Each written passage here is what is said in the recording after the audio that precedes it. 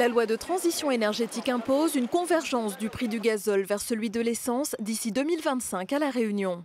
La fiscalité des carburants va donc augmenter, alors que le pouvoir d'achat des Réunionnais, lui, diminue. Pointé du doigt, la région annonce une aide exceptionnelle pour tenter d'apaiser la grogne populaire, annoncée le 17 novembre.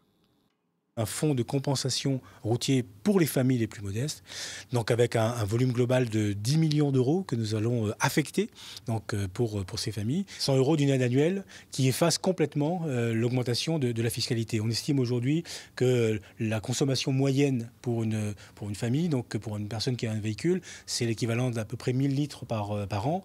Et si on appliquait donc, l'augmentation de la fiscalité, ça serait 60 euros de plus finalement que cette famille, cette personne devrait supporter. Ce fonds de compensation routier versé sur demande et sous condition de ressources concerne les chômeurs, les étudiants, les salariés jusqu'à 1,2 SMIC, les entrepreneurs individuels et les personnes âgées. D'autres secteurs bénéficieront également d'un coup de pouce régional.